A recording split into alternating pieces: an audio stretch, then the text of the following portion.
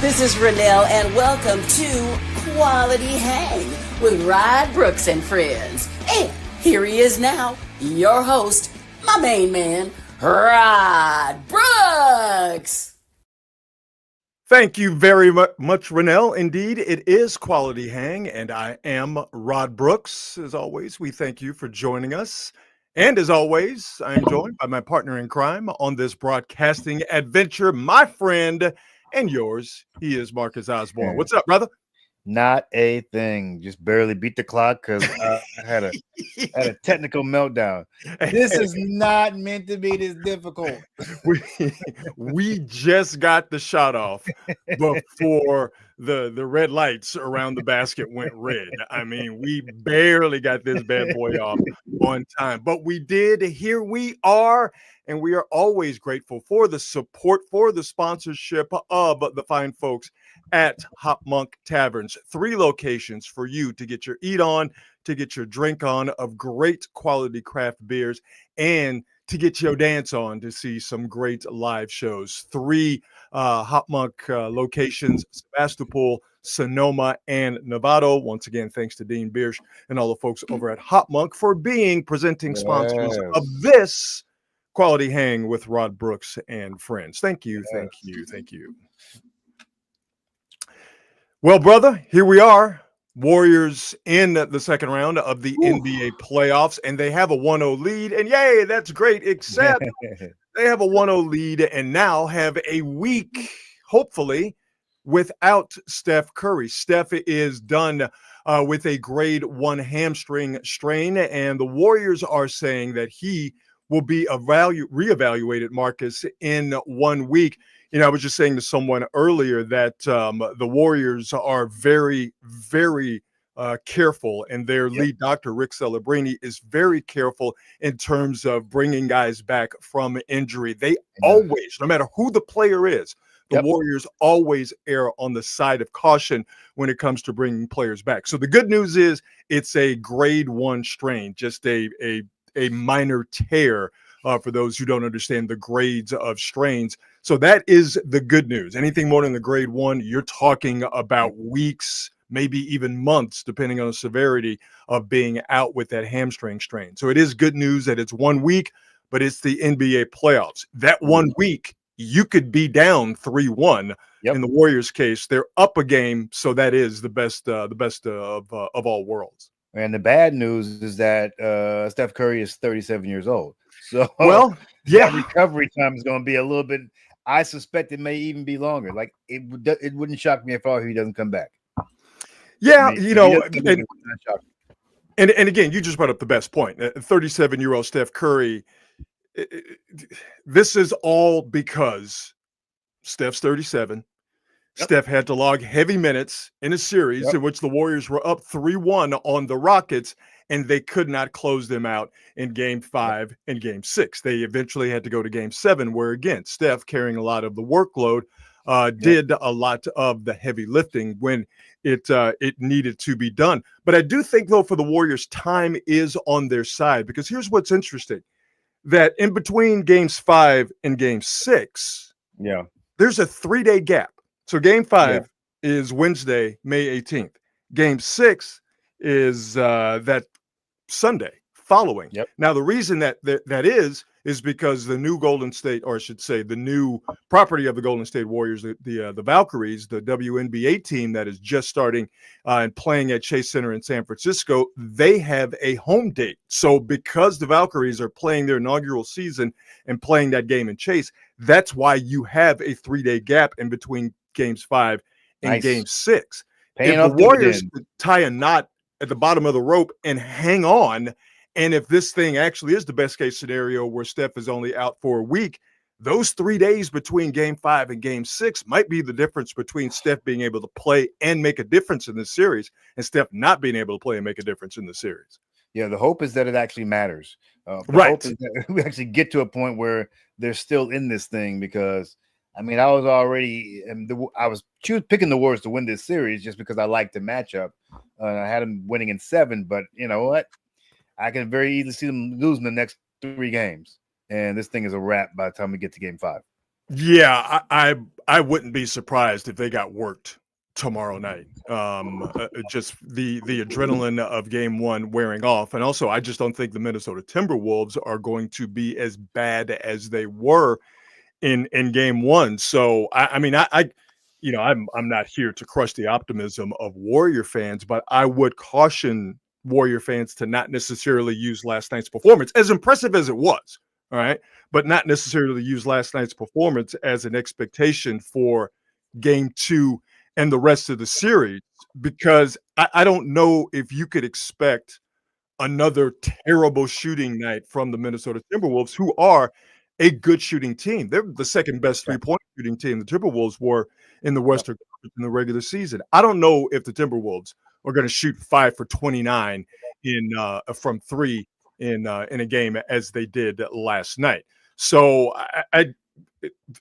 well, listen, Rod, you know what? I mean, in the other side of that is that the Warriors did not shoot well either. Mm-hmm. I mean, they won by 11, but they didn't shoot well either. I think I've thought from the beginning that this was a fairly evenly matched series, in spite of what people may think. I think it's a fairly evenly matched series. And I think defensively, the Warriors will give the Timberwolves every little thing that they can handle. And let's be honest, ain't nobody checking for Rudy Gobert. Like no, you're right. You're right. So if the Warriors can keep it close and then sort of get it into Jimmy Butler's hand down the stretch of any of the next three games, you got yourself a victory. And they really just need to get one of these next three games to sort of keep themselves alive. And hopefully Steph Curry can come back. But even then, like, I'm not a pessimist, but it doesn't seem like you're in a great position if you've got Steph Curry coming back from a hamstring strain and you're expecting him to carry you. Here's one of the problems though with Steph being out that people might not think about, other than the obvious, which you're missing Steph's scoring and you're missing his gravity. How he is able to get shots for other people like Buddy Hield and Podziemski and Moody, and we'll get to them in just a second. But not having Steph makes it difficult to force Minnesota to go small, to get Gobert off the floor. So you're right. Nobody's really checking for Rudy Gobert. And, you know, obviously Draymond is up to the challenge of giving Rudy Gobert all kinds of hell. But if you don't have the tip of the spear in Steph to really force Minnesota to go small, to get Gobert off the floor, if you're lucky to get Naz Reid off the floor, who has always been, as he was last night for the Warriors, a problem, then that's difficulty for the Warriors. So, you know, for the Warriors, again, keep playing the defense you've been playing, and maybe, just maybe, you know, like I said, Minnesota was in the regular season the second best three-point shooting team in the league, only a tenth of a percentage point behind the Phoenix Suns. But the past couple of games for the Timberwolves, these guys have gone 15% from three-point land over the last couple of games. So that's the closeout game against the Lakers, game 5, and then game 1 last night against the Warriors, where the Timberwolves shot 5 of 29 from behind the money line, and Anthony Edwards was one of the worst defenders. He went 1 for 5. Dante DiVincenzo went 1 for 7. Yeah, I mean, clearly Minnesota is struggling from three, but the numbers say, just like Draymond shot 410 from three. Like, is he going to shoot 40% from three again in this series? Probably not, because his lifetime three-point numbers tell you that he's not going to. I tend to trust that anecdotal evidence, especially when you have a lot of it. Minnesota struggling from three. The Warriors would love for that to continue, and I think they have the defense for that to continue. Maybe not to the tune of shooting 16%, but Minnesota's too good of a three-point shooting team to continue to shoot as badly as they have from behind three. Yeah, all this stuff is going to come down to whether or not the other guys, the others, as Shaquille O'Neal likes to say, unless the others on the Warriors can come up and do the things that they were doing pretty much towards the end of the season. Will Pods come back, shoot well again? What are you going to get out of Kuminga if he plays much? What's going on with Moses Moody, who seems to have fallen off the face of the planet? Podziemski's struggling. Yeah, but at least with Pods, you've got a guy who's going to get you 7 or 8 boards. He's going to give you something. I looked at Moses Moody's numbers, zeros across the board. Yeah, Like, that's just Moses Moody is absolutely on the struggle bus. And yeah, with yeah, Podziemski, you're right about the rebounding. He gave them 8 rebounds last night. He yeah. also gave them basically nothing offensively. He was 1 for 7, he's 1 for 5. So, and again, this is the more we talk about it now, the more you start to realize, ooh, life without Steph is truly going to be dangerous and going to be difficult, because when Steph was there, he was getting those guys open shots. They weren't knocking them down. Now Steph's not going to be there, and they're going to be guarded more closely. They're going to have more attention paid to them, and they're already struggling to hit open shots. And I think this is really going to have Steph's absence. It's really going to have an effect on Buddy Hield, because he in that Rockets Game 7, and I think to a certain extent last night, he was the beneficiary of a game plan that was tailored for Minnesota anyway. We are going to stop Steph, not necessarily in the same way Houston attempted to do it and had success with it for the most part, but they were going to focus all their attention on Steph. Now, Minnesota, for the time being, they don't have to worry about that. So who are they going to focus all their attention on? Buddy Hield, especially after what he did to him last night. Well, and I won't, and it's not lost on me that this is exactly the kind of situation that Jimmy Butler was brought here for. Mm-hmm. And this is where you're going to see Steve Kerr's ability to coach a W out of one of these next 3 games, because ultimately the game plan, and I don't think it's going to be a secret at this point, Jimmy Butler's going to be your catalyst, your offensive catalyst. We're going to go at whatever pace he decides to go. He's a mid-range master. He's going to get down there. He's going to get you some fouls. He's going to slow the game down. You definitely don't want to start trying to run with Minnesota with no Steph Curry. Mm-hmm. So you're going to slow this thing down. It's going to become a paint game. Is this kid Spencer going to do anything? Maybe, maybe not. But it comes down to what Jimmy Butler can do, what that Golden State Warriors defense can do, and what kind of production you get out of the others, because I think Minnesota is going to be Minnesota, and they'll eventually come back to – I'm assuming they'll come back to the surface. Jimmy Butler is going to have to be a lot more aggressive offensively than he has been. He's going to have to take more threes than he is comfortable with. He'll take them if he has to, and he will take them within the framework of how he plays and whether the shot clock dictates it. He tried to say. I had to be very careful. But Jimmy Butler is going to have to step outside of his comfort zone. And, I think being back in Minnesota where he was not received very warmly, I think he will be up to that challenge. But you're 100% correct. Podziemski and Moody and Hield and Kuminga, maybe Quentin Post. Yep. These guys, and Draymond too. Yep. These guys are going to have to make some shots. They are 100% going to have to make some shots, and they have to worry about that tactical nuke that is Anthony Edwards, because he played horribly last night, well, at least for a half anyway. First half, he was an absolute zero, literally zero. He was 0 for 8, Anthony Edwards was. He turned it around the second half, 22 points on 9 of 14 shooting, and his coach, Chris Finch, called him out. I would expect for Anthony Edwards to respond. And guess what? Jimmy Butler is going to be the guy who is going to be mainly responsible for hopefully turning off Anthony Edwards' electricity. So this is a situation where it's not dire for the Warriors, Marcus. It is 100% suboptimal. And like I said, game 2 to me is going to be a problem for the Warriors. I wouldn't be surprised if they get blowed out. But I think they have the personnel, and I think they have the tenacity, and I think they have the right coach in Steve Kerr to at least get one of these games. And you just hope for the best when it comes to Steph. You've heard me say it. I think this is not this is a good matchup. Like, if you're going to have this problem, I think this is a team that you want to have this problem with, because whatever reason they just play well against these Minnesota Timberwolves. Now we'll see what happens the rest of the way, but stay afloat, baby. Stay afloat. Get yourself to a game 6, and you got a shot. Otherwise, it's a wrap. Yeah, it's a wrap. It's a wrap. Everybody will all have this look on their face. This is my new favorite toy, by the way. Gucci Mane face. Where it's a Gucci Mane face, where you just don't understand what happened. It's just listen, you know who's got Gucci Mane face right now? Boston Celtics fans. They got Gucci Mane face. They don't understand why their current situation is happening to them, because the Boston Celtics right now are stinking up the joints. Are they about to get swept?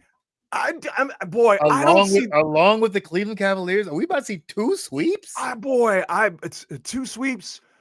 One possibly of a team that just won the NBA championship last year, and the other of a team that people were saying were the odds-on favorite to beat the Celtics in the Eastern Conference Finals, get to the finals, and win the NBA championship. I have a hard time seeing a sweep. I don't see a sweep for both, and I have a hard time seeing a sweep in the Celtics series. Yeah. Although Cleveland's got some issues because they have some guys hurt. But as far as the Celtics are concerned, the way that they get down is not helping them at all. The Celtics blew another 20-point lead. Can't do it. Another fourth quarter collapse by the defending champs. The Celtics had 14 consecutive misses from the floor in the fourth quarter tonight. Went 8+ minutes without scoring a basket. Knicks dropped a 21-2 run on the Celtics as the Celtics continue to jack up threes. They were 2 for 11 from three-point land in the fourth quarter. Eventually, the Knicks got the win, now have a 2-0 series lead. Game 1, Marcus, Celtics shot 15 of 60 from 3. It's crazy. In Game 2, they shot 10 of 40. It's crazy. 25% shooting from 3 for the Celtics in the first 2 games of this series. It kills me. I don't understand. Like this, the Houston Rockets started this I'm going to just shoot threes to win type of nonsense. Yeah, when the nerds got involved in basketball and just said take threes and eventually you'll make enough to where it'll make a difference. The problem is if you don't have a bunch of guys who are shooting 45%, you don't know when that stuff is coming. And people always talk about how the Warriors were 3-point shooting teams. Yes, they shot a lot of threes. They also had 2 guys who shot the majority of those threes, and both those guys were over 40%. Their offense wasn't built around them shooting threes. The offense was built around a singular player in Steph Curry who had the ability to shoot threes. But these other teams, the Rockets back then, the Celtics now, everybody's just standing around the perimeter and jacking up threes. At some point, you got to go, you know what? These ain't falling. These ain't falling. I hate to fall back on what a lot of people think is sort of a lazy point of view, a lazy trope when it comes to basketball. But I think there's a ton of truth in it. If you don't have a counter or a plan B when playing, what's that Mike Tyson quote? Everybody got to play until you get punched in the mouth. That's right. All right. So the Celtics shooting from 3 are repeatedly punching themselves in the mouth. What's your Jason Tatum went to the hoop and dunked and gave the Celtics a brief lead late in the fourth until eventually the Knicks pulled away and won it. He just went right to the basket and just yammed on them. Yeah. Bruh, do that. Yeah. I understand that traditional post play in the NBA for the most part is dead because you don't have post players. And even if you did have post players, that the post entry pass is as dead as John F. Kennedy. All right. But for God's sakes, it's at some point in time, especially in the second game to where you are dying by the 3 because you're not living by the 3 if you're the Celtics, at some point in time, somebody's got to go, hey, man, just maybe we should try something different. And no one does that. Facts. The defense is here's the thing why this works. It works for the Celtics. It works for the Rockets because you can get away with that when you got 82 games to play with. Mm-hmm. In a series where everybody, by the second game, you pretty much know what everybody's going to do. If you just like you said, if you don't have a plan B, what can I go to when plan A is not working? This is exactly the type of things that Steph Curry and Draymond Green talked about last year. Our offense was one-dimensional. We couldn't go to something else, which is why Jimmy Butler fits so well. What's going on here with the Celtics is insane to me. Well, here's what is interesting. You go back to 2022 against the Warriors, and that's how they lost. Now, the Warriors beat them, all right? Yeah. But the Celtics lost because they didn't hit threes. Yep. Well, they won a title last year. They won a title because they hit threes. So now they're saying, well, we won a title. why would we change? This is who we are. It's too late to change. We don't have the personnel to change. I don't know what happened to Porzingis. I know he had some sort of illness, which is why he didn't play much in game 1. I don't know if that illness held him out in game 2. I'll see if we can find it here in the game book. But yeah, it is wild to see the Celtics in real time literally shoot themselves out of 2 consecutive games and now being down 0-2 to the Knicks. Let me tell you something right here. If that don't make you have Gucci Mane face when they just keep shooting 3 after 3, then Gucci Mane face ain't a thing, and it is a thing. I am not even a Celtics fan, but even I'm going Gucci Mane face.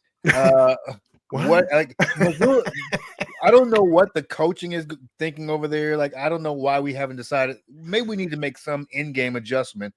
Go to something else. Maybe it's time to do a little ISO. Maybe we need to start Jason Tatum. Go to the rack. It's like Jaylen Brown. Go to the rack.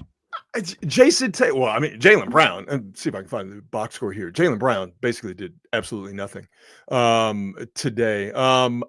Jason Tatum, supremely talented. Absolutely. You ain't got nothing for the block. And again, I know traditional post play is dead. I know the post entry pass is archaic in today's NBA.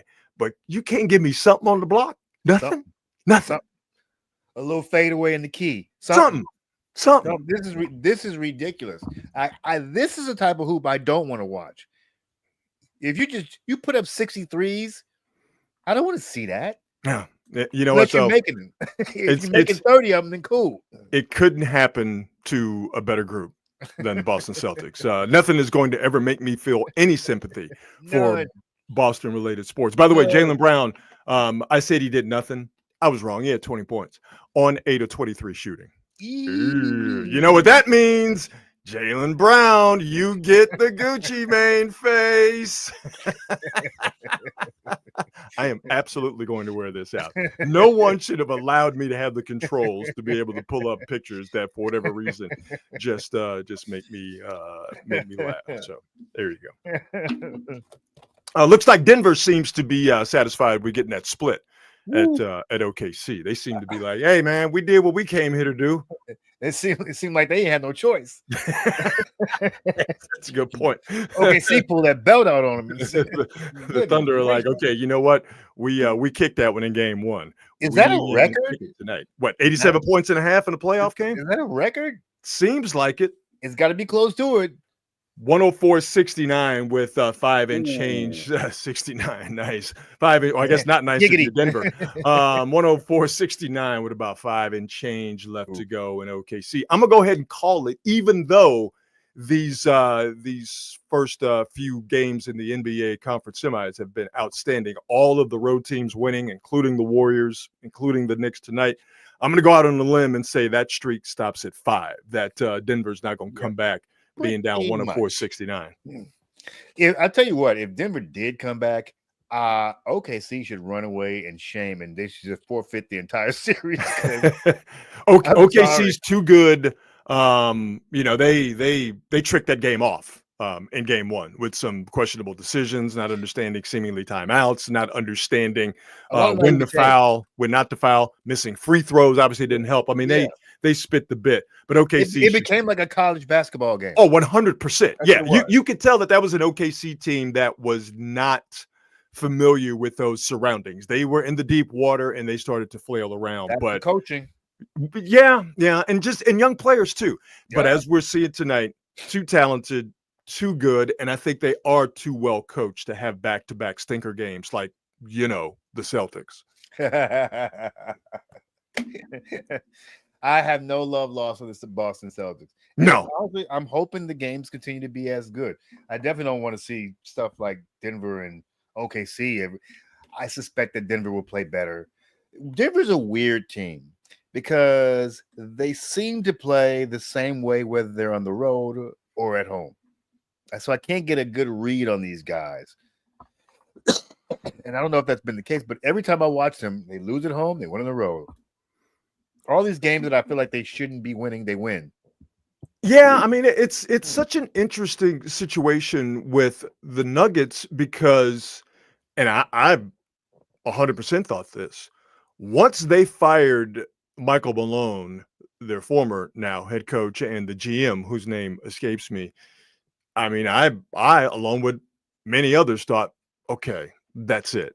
And then it was a point in the series against the Clippers, and this is where I'm to blame. I blame myself. Fool me once, shame on you. Let the Clippers make you think that they're going to do something. That's shame on you as well. I thought, all right, you know what? The Clippers, they're going to push these guys over the edge, and obviously they did not. So having Nikola Jokic obviously gives you a chance in any gunfight you go to.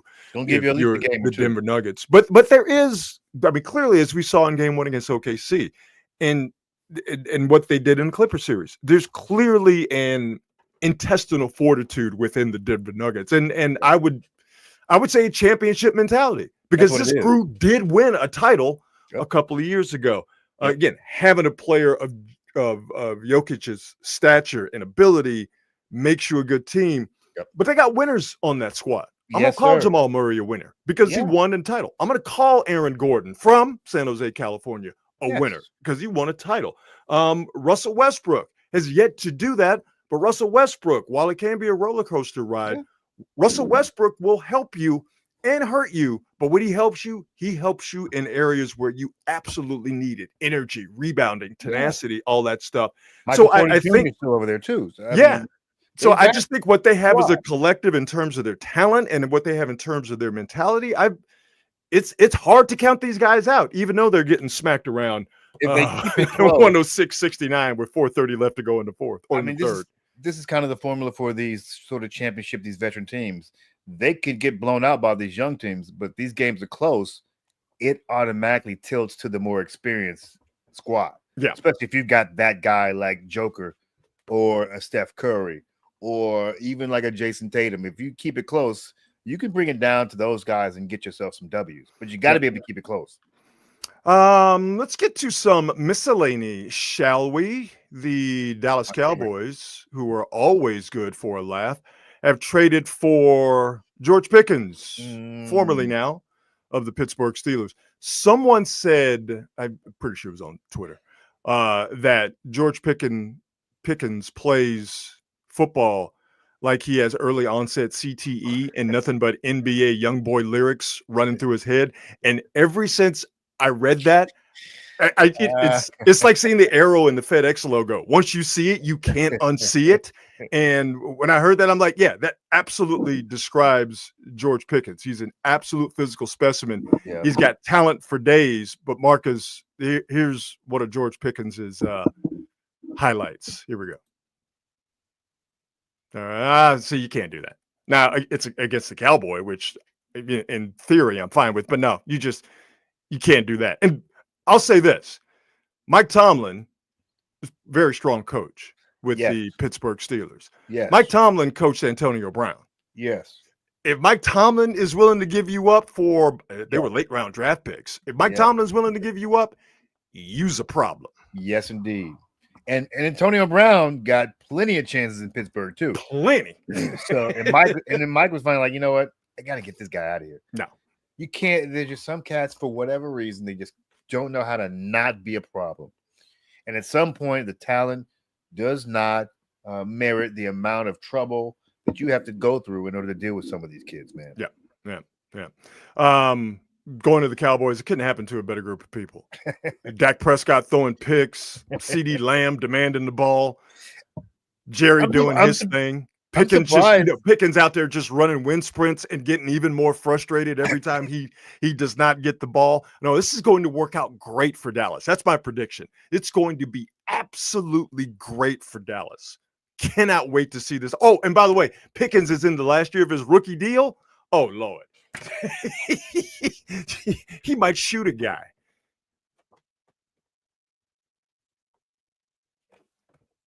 Oh, did we lose you? There we go. Nope, I think we lost Marcus's mic. We'll see if we can get Marcus's mic back into the mix. I see you. Yes, I see you. Do you see me? I see you. Do you see me? We'll get Marcus's mic back online here in just a second. That gives me the opportunity, while we do get Marcus's mic back online, gives me the opportunity to tell you that we really love it when you get active in the chat. So make sure you do that. And we got you, Marcus, so you get active in the chat. Talk amongst yourselves. Also, we love it when you throw out questions to us. And I just figured this out earlier in the show, that when you do comment in the chat, we can actually put that comment up on the screen. Look at this, Marcus. Sweet. Magic. I know, right? Sweet. It's a learning experience for us all. Hi, Patty from Napa. How are you? Marcus. Well, what I was saying was I was actually kind of surprised that the Cowboys didn't take a flyer on Shedeur Sanders. Here's why that doesn't surprise me. There's, like I said, when the whole Sanders thing went down, and this has been, I don't know if proven to be true is the right way to put it, but the consensus is, and I don't even think this is a slam on Shedeur and his pops, Dion, but the juice wasn't worth the squeeze, as they say. Right. These teams that needed a quarterback, these teams that are badly run, like the Saints, like the Giants, like the Browns, who eventually got Sanders, like the Raiders, they were not confident enough in their ability to bring Sanders in and deal with his pops. And also, the league and those teams specifically didn't see Sanders being talented enough to deal with him and his pops. You know what I mean? So yeah. if he had first round talent, they would have absolutely done that. But for a guy who they didn't see as a first round talent, and I don't think he's a fifth round talent. I didn't think he was a first round talent though. But for him not to be a first round talent, they were not willing to put up with a first round headache, if you catch where I'm coming from. So I'll say all that to say this. There's no way that Jerry Jones was going to bring the Sanders family and that circus in that would some way, somehow overshadow the true ringmaster in that Cowboy circus, which is who? The guy it's always been. It's Jerry Jones. There's no way he was going to allow that to happen. No way. It's weird that I actually felt like bringing Shedeur would have probably been a smart move, just because I don't think Dak is going to be there that long. Eventually, he's going to have to go. But I also heard that Shedeur was kind of a disaster in his interviews, and apparently that was like a primary reason for people going, nah, he wasn't prepared for interviews. They asked him to do some homework for some of these interviews. Mm-hmm. He didn't do it. I guess he was asking more what they were going to do for him as opposed to what he. I mean, it was a diva act without actually having the diva talent. Like, you had Tom Brady at the Raiders, who was cool with your daddy and cool with you, and still passed on you. Tells you everything you need to know. And I know Tom Brady went on the podcast today saying he had nothing to do with it. Sure you didn't, Tom. Sure you didn't. For those of you who are listening to the audio version of episode 7, Quality Hang with Rod Brooks and Friends, I just did a very exaggerated wink to the camera. So there you go. It missed me with that nonsense. It was the New York Football Giants who brought Sanders in and had a meeting with him, had him diagram some plays, something along those lines. And Sanders, according to reports, well-sourced reports, Sanders did not do well in that meeting. And I say to that, say this. The Giants are a badly run football team. Man. The Giants are a badly run football team. Do you know how bad you have to be for the New York Giants to go, we don't want you? Seriously. Seriously. Dude, I mean, come on, man. It's the Giants, for God's sakes. For the Giants to go, I don't want none of that. Ooh. Like, that should tell you everything you need to know. But I wish that young man nothing but success. And for God's sakes, he's with the Browns. Oof. That's a quarterback room that's going to be interesting too. Oh my God. That is unbelievable. On this date, Marcus Osborne, May 7th, we had a couple of culture-defining moments. That's what I'm talking about. May 7th, 1995, Michael Jordan debuted on court in a playoff game, the Air Jordan 11s, otherwise known, more popularly known as the Concords. Yeah. And these bad boys, not my favorite Jordans. I'm a 4 guy. Those are the ones I rock, the Jordan 4s. But these right here are widely considered to be the greatest shoe, the greatest Air Jordan of all time. And here's why this bad boy is a culture definer, shifter. These are the shoes that made it cool to wear sneaks with a suit. That patent leather around the bottom absolutely changed the game. And people still go crazy for these bad boys 30 years later. Oh, yeah. I'm not a big sneakerhead. I think you are. I'm not a big sneakerhead. Well, you know what? Consider yourself lucky because it is a very expensive habitat. So, don't, if you're not a sneakerhead, you're okay. Trust me. How many you got, Rod? You have the closet full. You have the ones that you haven't worn at all. You collect them. What's the story? I wear mine. Okay. Do I have a closet full? Yes.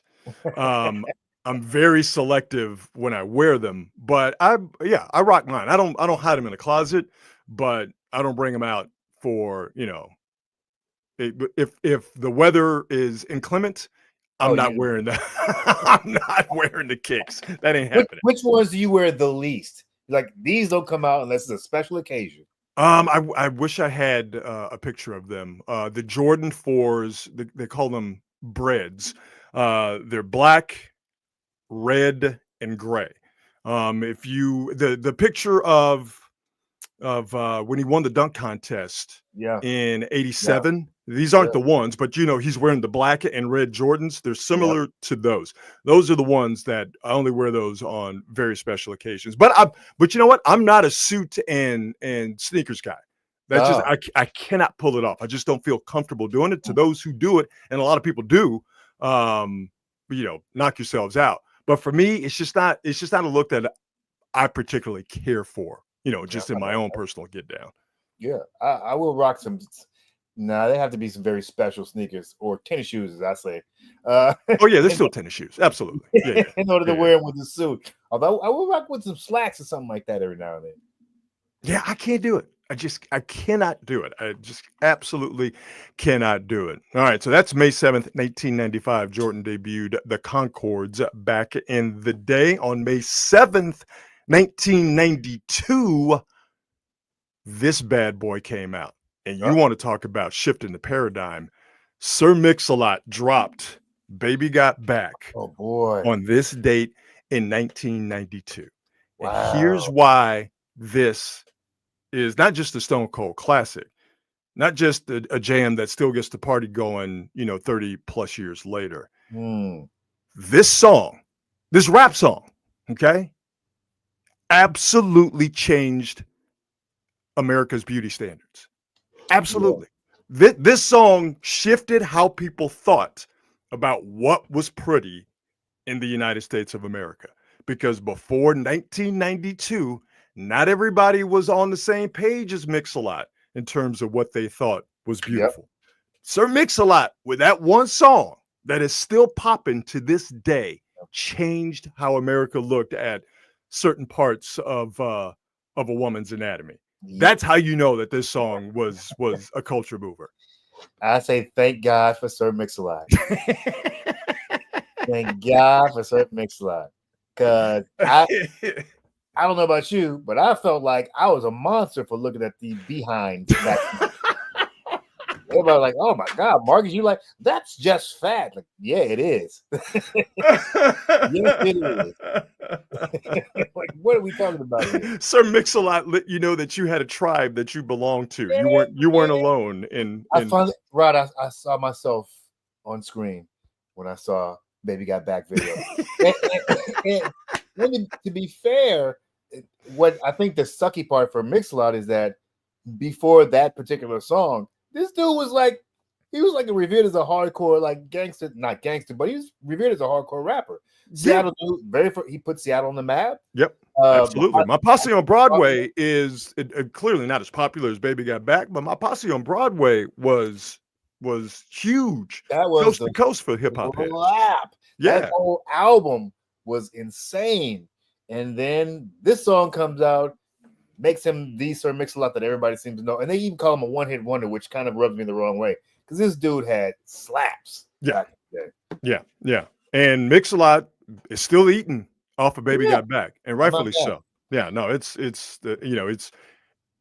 I want to say I saw, was it at maybe it was an Applebee's commercial where I heard Baby Got Back, and we are now at a point, and I really hope the actual artists who brought us these songs back in the day, I really hope that they're benefiting from hip hop songs being used in commercials, because now classic hip hop being used in commercials is a thing. And I hope it's just not the record companies that own, these songs that are profiting. I hope guys like Mix-a-Lot are getting some of that commercial cash. It just goes to show how old we are getting. Well, I mean, I didn't, necessarily need to be reminded of that, but yes. Well, remember the Super Bowl was West Coast hip hop a few years ago, and there's not a chance in hell that you would have thought 25 years ago that any of those acts would have been quote unquote mainstream or invited to perform at the Super Bowl. No, I mean, I can remember when Snoop Dogg was considered scary. Yeah. Well, he was too, but I mean, he was. God, yeah, he was scary. God, yeah. Now you got Kendrick Lamar being the Super Bowl act. It's just, things change slowly, but they do change.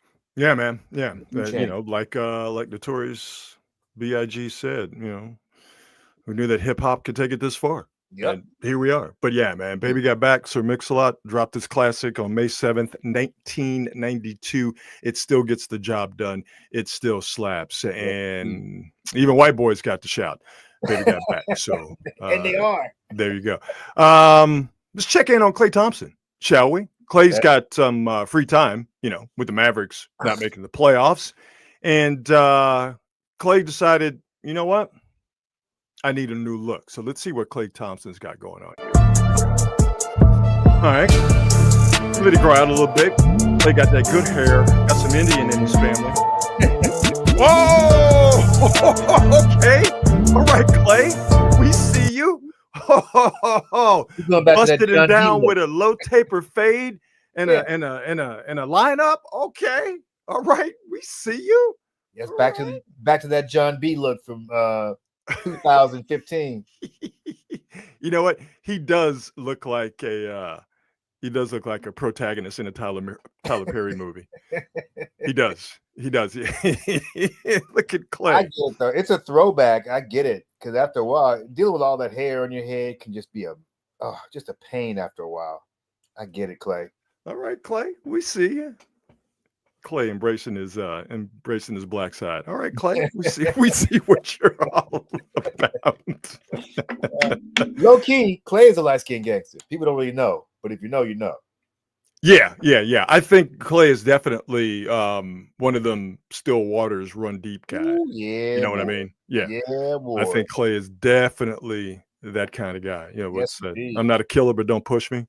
Yep. So yeah, those are the dudes that you need to be afraid of. Exactly. Yeah, he's not a Matt Barnes though, who is outwardly. Yeah, Matt Barnes is overt about all of his stuff. Yeah. Who's your boy? Stabby dude? Which one? Stabby dude. Which played for the Giants? No. He didn't play for the Giants. There was a gambling debt or something. He went in the outfield. A baseball player. Tommy Pham. Tommy Pham had a fantasy football bet with Jock Peterson and caught up with Jock Peterson in the outfield. And Jock Peterson either said the wrong thing or didn't have the right amount. And Tommy Pham slapped Jock Peterson in the outfield of a baseball stadium right across the face. Yeah, Tommy Pham. My favorite Tommy Pham story. Tommy Pham gets into an altercation at a strip club. Tommy Pham unfortunately gets stabbed at a strip club because he's in an altercation. I bring this up to say that in the media recounts of this story, it was mentioned that Tommy Pham was wearing sweatpants during this altercation where he was stabbed at a strip club. The type of person who wears sweatpants to a strip club is a dangerous person. Okay. And I don't necessarily want to get into the details for those of you who don't understand what I'm talking about, why wearing sweatpants to a strip club is a personality tell. But those of you who understand, you know exactly what I'm talking about. This guy. You understand. All right. Where is he now? He's still in the league. Gosh, I want to say he's like with Pittsburgh or Cincinnati or something along those lines. But yeah, Tommy Pham is still in the league. I want to say he's with Pittsburgh. I don't know why that pops into my head. But yeah, Tommy Pham is Tommy Pham is one of those guys. I actually thought I'd be reading about him in the newspapers by now. I really thought I'd be for something other than what he's doing in his professional life. Yeah, I mean, well, you probably still will at some point in time, because my guessing is that Tommy Pham has no chill and does not plan to acquire some at any point. I want to work backwards here. I was going to mention this earlier. We were talking about the Celtics and the Knicks. Another fourth quarter collapse, another 20-point lead blown by the Celtics. So they are now down 0-2 to the Knicks, losing both of those games. In Boston, a lot of people thought there's no way that the Celtics were going to blow another fourth quarter lead. There's no way that they were going to shoot that bad from three again, as they did. But prior to the game today, former Celtic Paul Pierce went on one of them shouty panel shows on one of those networks, and Paul Pierce was feeling himself in terms of how he felt the Celtics were going to do tonight. Now, we all know what happened to the Celtics. Yep. With that information, I want you to enjoy Paul Pierce. Celtics lose game 2 at home. I promise you, Joe. I'm walking here tomorrow. I'm walking here. Why you got to do that? Wait a minute. I'm walking here 15 miles. I'm walking here. I don't know, Keith. This is your friend. In my robe. Get your friends. No shoes on. Somebody's saving. Bare feet. No. If what? If the Celtics lose tonight. Oh, my God. Oh, don't do it, Paul. I'm walking. Paul. Not tonight. I'm telling you right now. Take the serious. No, I'm taking this serious. Not tonight. No, we ain't that. No. In a row. Ain't no way. In a row, barefoot. So you getting up at 5 in the morning? I'm gonna be up at 3. Right here, though, Joy. Yeah. At 3. You know what I'm saying? Yeah. Walking. Yeah. We gotta, you know what I'm saying? Gotta walk, homie. I guarantee this one. Put the house on this game. No. Put the house Put your on house. Do not put your the house on it. So you don't think there's an opportunity to... No shot we losing.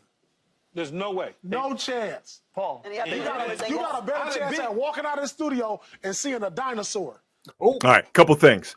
I played that video just for you, Marcus. Oh, I knew that there were certain aspects of that video that you would thoroughly enjoy. So don't ever let it be said that I'm not here for you. Okay. Secondly, I will assume that it looks like Jurassic Park outside of Paul Pierce's house right now, because there's a bunch of dinosaurs roaming, considering the Boston Celtics blew another 20-point second half lead. I'm assuming that Paul Pierce is at home beating his feet up right now, so he's prepared for that walk into the job tomorrow. He's toughening up his dogs. You can be ready for that walk, buddy. Oh boy.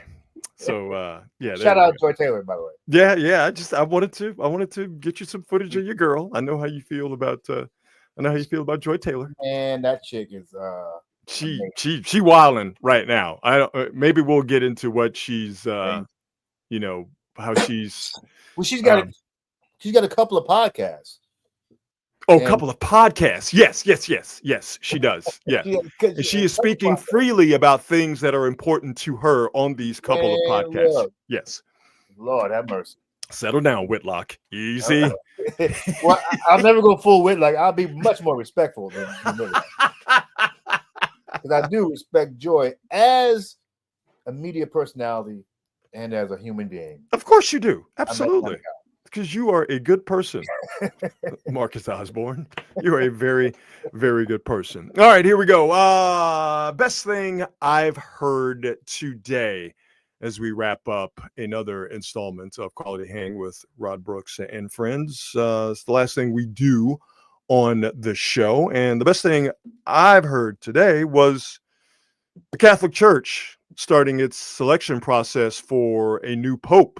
And I just want to let the Catholic Church know I'm here if you need me. I'm not mad. I'm not Catholic, but I'll do it if asked. We'll serve if called. If called. One of the cardinals who has thrown his funny hat into the ring has the most Italian name I've ever heard, Marcus, to the point where it is hilariously stereotypically offensive. I would like to introduce to you Catholic Cardinal Pier Battista Pizzaballa. Pier Battista Pizzaballa. That's a real name for a real Roman Catholic cardinal. I guess Giuseppe Lasagna Linguini was already. This sounds like you would ask AI to come up with a stereotypically offensive Italian name, and it spits out Pier Battista Pizzaballa. I thought Dante DiVincenzo was the most Italian name I've ever heard. It's the second most Italian name I've ever heard, Marcus, because the first is the best thing I've heard today. That is Cardinal Pier Battista Pizzaballa. This is a Disney character. Like, quit playing with me. That is a Disney character from 1956. This is not made up by AI. This is not, a fake NBA Central post. This is an actual bit of video, or now still video, from ABC News. So there you go. Cardinal Pier Battista Pizzaballa. Well, it is. I mean, people did get their last names from like whatever their jobs were, that type of thing. So, so he's from the legendary Pizzaballa family. I mean, maybe they made a bunch of pizza balls back in the 1700s or whatever.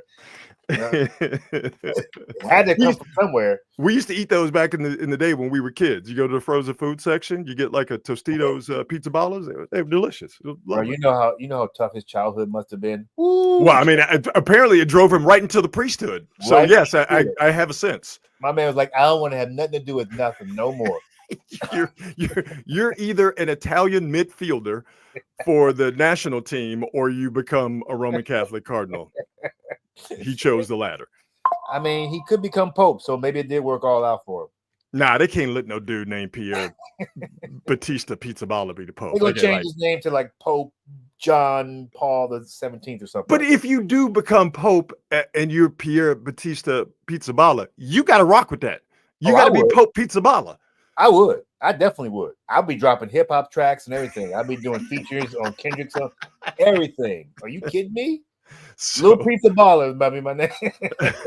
So I am a very simple and easily entertained human being. The best thing I've heard today was the name Cardinal Pier Battista Pizzaballa. So I had the best thing I heard today was when I got home today. I'm a kid from the town. I grew up in Oakland, California. Mm-hmm. So I'm always looking for good news for my town. I rep my city hard. And today I saw that tourism in Oakland was up in 2024. Bravo. To the tune of $583 million. Yes, that's awesome. Yeah, that's great. That's awesome. So bravo, Oakland. Even with all the crap that goes on in terms of the city government and the constant battle with crime statistics, there is a lot to be enjoyed when you go to Oakland. And I appreciate that. Finding out about the city of Oakland.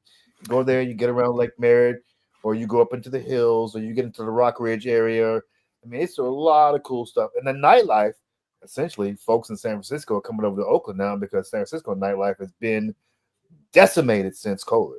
Yeah. So a lot of good things happen over in the town. I love to see it. Man. Losing all of our professional sports franchises, but people still come to the town. Did you really lose anything, though? Well, Well, Other than the Warriors, did you really lose anything?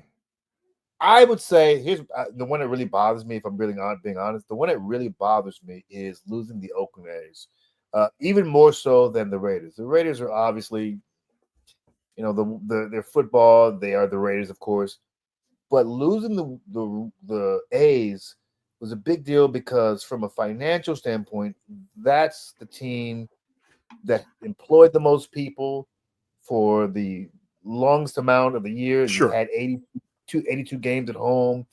And there's a lot of civic pride behind the Oakland A's, even more so than the Raiders. If you know, we love our A's, and it was just really horrible to see how that whole thing panned out. Yeah, I mean, I'm careful speaking on it because I'm not from Oakland. I'm not an A's fan, but I always felt that it was really unfair to tell A's fans that they didn't deserve that team to stay there because they didn't support it. I hated the way the whole thing was done. Amen. Because John Fisher just followed the shithead owner's playbook to a T to get what he wanted, which is to get out of Oakland. Because he sure seemed to never really want to stay in Oakland and have a stadium, and have a viable working situation with the city of Oakland in terms of where that stadium is and things of that nature. So, what bothered me as an outsider looking at the situation, I just hated the way that it was done. It's never easy, or it's never fair when a team is taken away from a city. But to me, it just felt like in this particular instance, with how duplicitous Fisher was in dealing with Oakland and, basically just giving the runaround in terms of, where the stadium would be or whatever. I just thought it was done in a very, in a disgusting way. That was my problem with it. And obviously it was a lot of other people's problem as well. Yeah. All the problems with that ownership, it's not like they didn't have money. They were one of the taker teams. So they were making a profit. Still are. They followed the major league playbook in terms of let's try to be as bad as possible. Yep. So we can make people not come, and then when they didn't come to show for a losing team, we'll say they don't support the team. Yep. The problem was the past 20 years or so, as much as they tried to do that, the team couldn't help but have multiple years where they were in the mix of everything. Yeah. In spite of how bad they wanted to make that team bad, the players that they kept getting on the cheap kept delivering, kept playing well in the playoffs, in the postseason on a regular basis, sometimes winning the division in spite of the fact that they wanted to have these guys lose. So this is why I feel like it was such a shame that this played out this way. Fisher and all his ilk to play this game with the city and to pretend like you really wanted to be here when all you were doing was setting it up so you can get this big payday over in Las Vegas. By the way, is that going to happen? I don't know. I'm assuming it is. But they still haven't put shovel to dirt at the Tropicana site. So But bringing it back, I'm glad to see that Oakland's tourism is popping in 2024. Hopefully 2025 will be just as good. Absolutely. Before we get out of here, game 2 predictions. I already said I have a bad feeling about this for the Warriors. Not just in terms of Steph not being there. I just have a hard time seeing Minnesota play as badly as they did. I don't think Anthony Edwards is going to play as badly as he did. Matter of fact, the way he looked in the second half informs me that that's how he's going to attempt at least to come out in the first half. A lot more attention is going to be paid to Buddy Hield. I need to see Moody in particular, but Moody and Podziemski come out of their funks before I feel like, okay, these guys are going to be ready to do the necessary stepping up in Steph's absence, along with Hield, along with Draymond, and along with Jimmy Butler. So I want to be wrong, but I just don't have a good feeling about tomorrow night. It might be blowout city. What about you? Very possible. I mean, it's very possible that the emotions and the adrenaline wears off. I'm thinking of this as a coaching game. And in that case, I'm thinking that Steve Kerr finds a way to have that defense keep the game close. They may eventually lose. I'm not seeing a blowout. I just don't see a blowout, but I could definitely see them losing. I think what you're also going to see, you're going to see Steve Kerr get deep into that bench once again, as he did last night. They played 5, 6, 7, 8, 9, 10, 11, 12 deep last night, with Kuminga getting 13 minutes, Pat Spencer getting out there and getting 10 good minutes and change. Steve Kerr's going to do the exact same thing until he finds the combination that works. And really, quite frankly, depending on what Minnesota throws out there, he's just going to keep mixing and matching to counter what Minnesota has, because he just doesn't have that ace up his sleeve anymore in Steph, or at least for the next week, hopefully. Anyway, so no, I'm right there with you. I think Steve Kerr put on a coaching masterclass in game one. He's going to attempt to do the same thing. I just think at this point, talent is going to win. But the deeper we get into this series, I think coaching is going to matter more and more and more. They've got to keep it close. If they don't keep it close, you're not going to have a shot. But if you keep it close, where you can have Jimmy Butler make a few plays at the end, or even where Draymond Green can make a defensive play at the end, something like that, or Buddy get a last-minute shot, keep it close, you give yourself a chance. If not, it's going to be a wrap. Yep. And again, with Steph Curry being, grade 1 hamstring strain, not that he's out a week, but he is going to be reevaluated in a week. I think from a collective standpoint, that's the best thing that a lot of people heard today. So he'll be reevaluated. We shall see what happens with that. All right, my brother, it was a Stone Groove. Let's do it again on Friday. What do you think?